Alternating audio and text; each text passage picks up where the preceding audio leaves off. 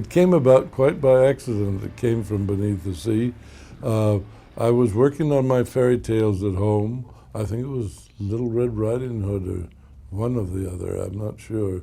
It's so long ago. And I got this call from a friend that I happened to be in the Army with. And he said that he was working at Columbia with Sam Katzman. And there's a young producer who would like to make a picture about a giant octopus pulling down the Golden Gate Bridge.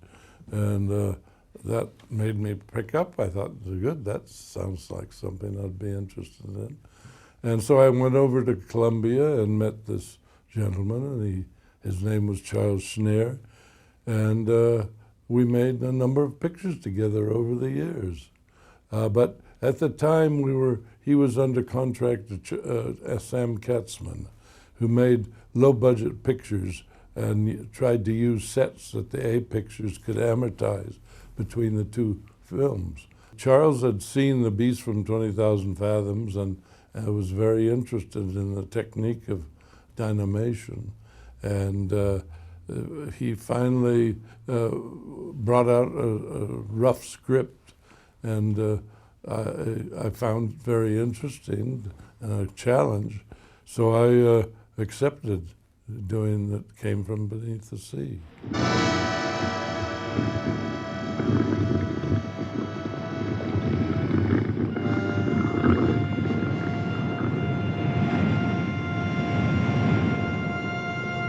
Charles Schneer's actual offices were in Columbia Pictures lot, and but I didn't want to work on the lot, so we discussed the possibilities of making this picture, and I told him I'd like to work alone and where I'd like to have my studio. So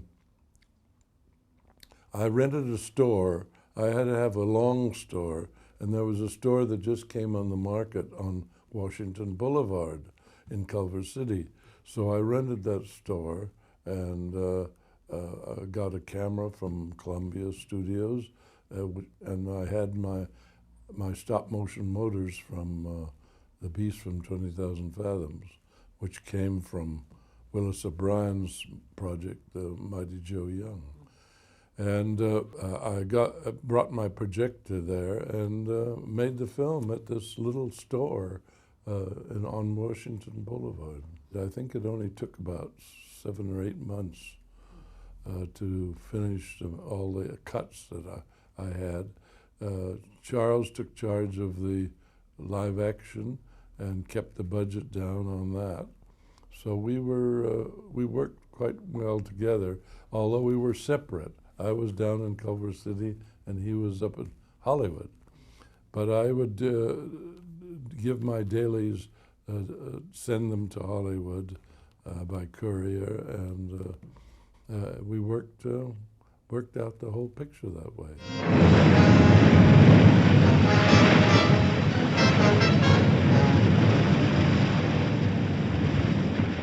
Well, the first time I think I became aware of Ray Harryhausen, or at least his work, was on a family outing. I'm from Northern California, near Walnut Creek. I was raised there. And every Sunday we'd go visit our family, other family members in San Francisco.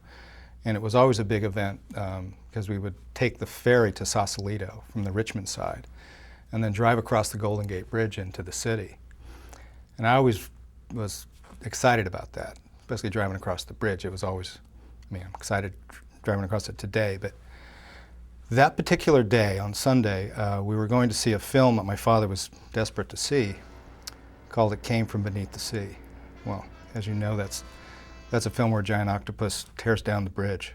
The movie scared me when I saw it, but the thing that was much more disturbing was the drive home, which, of course, we had to drive across the bridge to get there. And I wasn't quite sure what I had seen in the movie. Did that happen, or was it about to happen? So the drive across the bridge was quite nervous-making for me, because I remember it. So I was like 4 or 5 years old. So years later, actually, I met Ray at an event, and I told him this story. I said, I actually have to say that I think it's what got me interested in visual effects. Like, how did that happen? What happened? How did you do that? What did I see? I mean, it clearly stuck in my head as a young boy.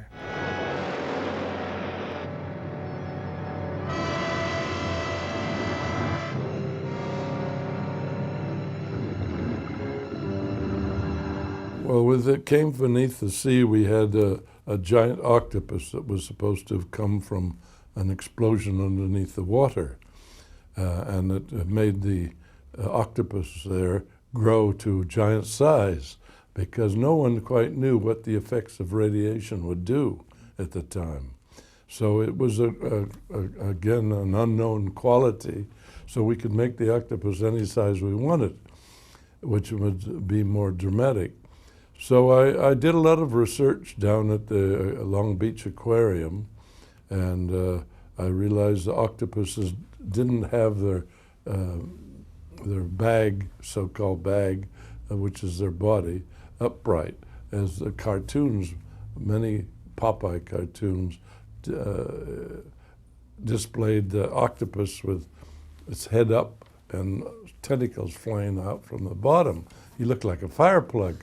And that gave me some ideas of how the octopus would move. I worked very close with the writer on this project and storyboarded a great deal of it, and then he would incorporate it into the script. So a lot of it came from my imagination as well as his.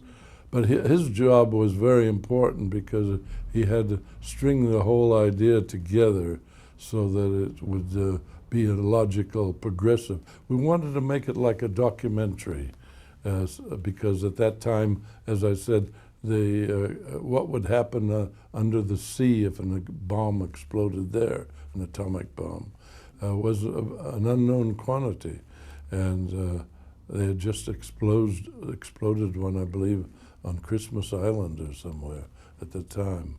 So it was we wanted to keep that mystery throughout the thing by making it a documentary type experience.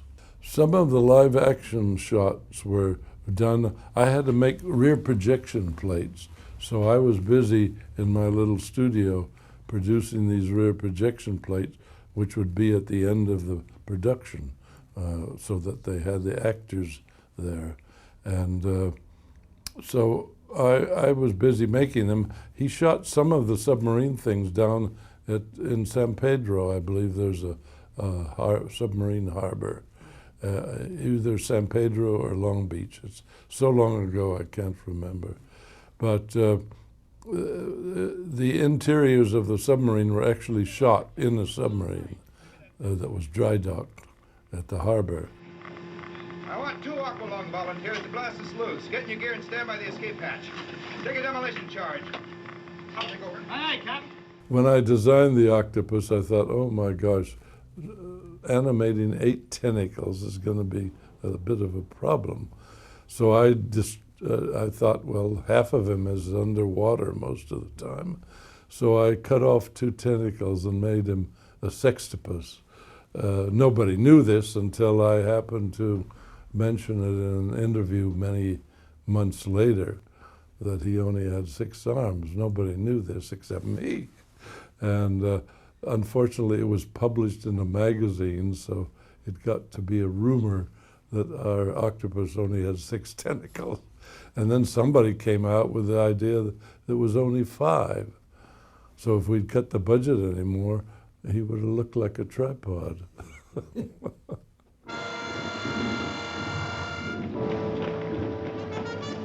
Well, the budget was so low on It Came From Beneath the Sea that we could only have 1 model. And that was it. We did all the close-ups on it, and we made a section of the model for the eye opening that was a very small section, and on a bigger scale. But that was a very rare shot. We had large tentacles, 2 or 3 large tentacles, just for close-ups, because we wanted more detail in the sucker sections of the octopus's tentacle. And they were mainly used for projection plates, when they came up behind the actors in the boat. And so I had to get those shot first so that they could use it at the end of production when they shoot all the rear projection shots. One of the difficult things in animating an octopus underwater is the slow movement of the tentacles. And sometimes you have to double frame it, and that gives it a slightly jerky effect. Double framing means you shoot 2 frames of one movement. As you know, the octopus had all jointed tentacles, and each time you move it a fraction of an inch,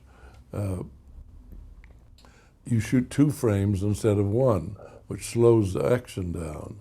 But it has a tendency to make it a little jerky. But I try to avoid it in most cases, but sometimes you can only move at 1 millimeter a frame, which is a very small move. And to get slow motion, you have to have more frames, and for fast motion, you have less. So that became a challenge, particularly when it was underwater. We didn't have the model in water, as you might think. We used a distortion glass many times to give the wave effect, the ripply effect underwater. But it was all shot dry. We had some underwater stock footage that we used as projection plates, and then put the ripple glass in between the camera and the projection and the octopus. The octopus was on a table. There was a projection screen just behind it, and with the projector projecting the picture underwater. And then the camera here would photograph the combination. And each frame of film, you'd move the glass, which had a slight ripple in it, and it gave it that undersea look. In those days, we had to do the split screen in the camera. I usually had a matting glass in the foreground, and I would mat out certain sections of the live action projection that was in the background, and then substitute a miniature for that section. And then I would wind the film back and cover up the other section that had already been photographed, and then photograph the rear projection screen again with the people running out. So if you do it correctly, you shouldn't see the join between the miniature and the live action footage. We tried to avoid retakes. Practically everything you see in the film was the first take. We had an occasional retake if we had a technical problems, such as sometimes you get a weave where if you expose the film twice, you can see where the join is because the 2 films move. We solved that problem by finding out that we had to use the film that was punched 20,000 feet, that was punched the first when the punch was new, because as they keep punching the sprocket holes, they get wider and wider because the friction on so multiple pressures. So we try to use the first 20,000 feet so that we don't have a weave in the double exposure. Sometimes we have to expose it 3 or 4 times in order to get certain effects. And so that's very important that it's accurate, so you don't see all the separate pieces moving that were exposed separately.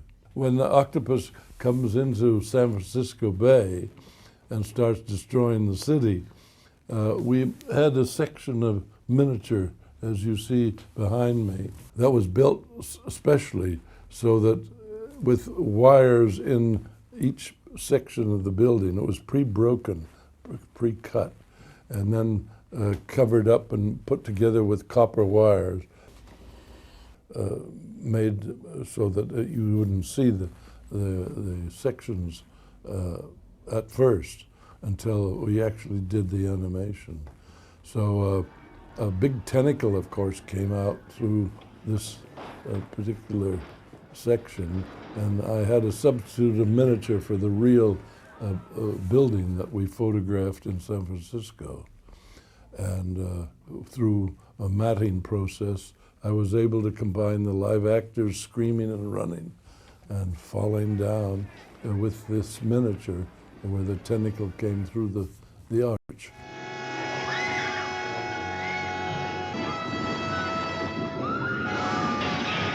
Consuming time came about by having to make tests to be sure that this miniature would match the projection plate that was on the background in density and in appearance, so that you wouldn't know that it was a miniature. With the San Francisco Golden Gate Bridge, again, we had a cameraman shoot certain angles that I had photographed ahead of time when I was looking for locations. And then I would take that and put the miniature in the foreground and use the projection plate of the bridge in the background. And the foreground miniature would cover up the section that was already on the projection screen. So then through a matting process, you would mat the water in with foam, because when the octopus came up, there had to be a little foam around him. So that all had to be put in on a separate pass, as we call it, where you do the animation, and then you wind the film back, and then you project against black, with just the waves, the bubbling waves that were pre-shot, and put those in where the octopus is, so it looks like the octopus is disturbing the water. The bridge was, as I say, a miniature about 2.5 feet high. Forey Ackerman, I believe, had it, and I think Peter Jackson may have the original. I gave it to Forey some time ago, and I believe Peter Jackson bought a lot of Forey's collection. So it may be in New Zealand, I don't know. But it was so big I couldn't store it in my garage or anything. But it was made of lead, and the octopus would gradually crush it. Each frame of film, you would make it look like the octopus tentacle was squeezing, and you'd push in on the lead, just maybe a millimeter or 2 millimeters. And then each frame of film, finally the tentacle gave the impression that it was crushing the Golden Gate Bridge. Ray was very sensitive to how a creature would move and react, and then just an ordinary, opaque structure, such as a bridge or your average coliseum or something like that.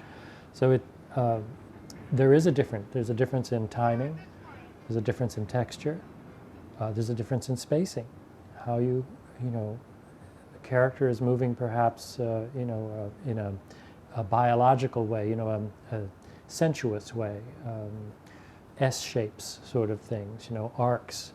Everything human or animal works in arcs.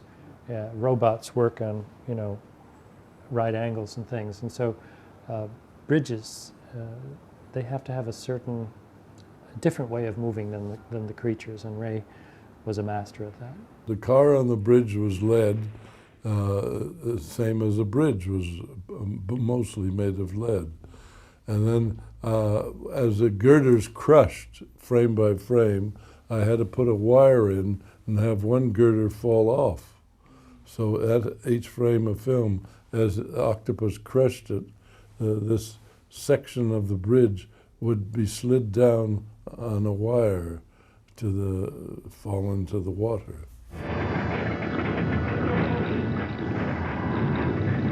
The writhing of the tentacles does give the impression of horror, I think, being squeezed to death.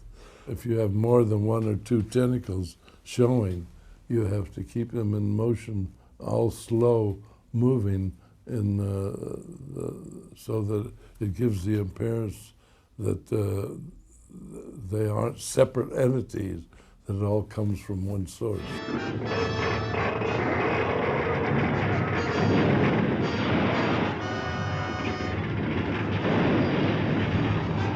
In the 50s, we never had the opportunity of having books written about stop motion. Everything you had to do and research was all kept quiet, because stop motion animation was not very popular. So I always do a lot of research and where I can, but there were no books on stop motion of shortcuts and things as there are today.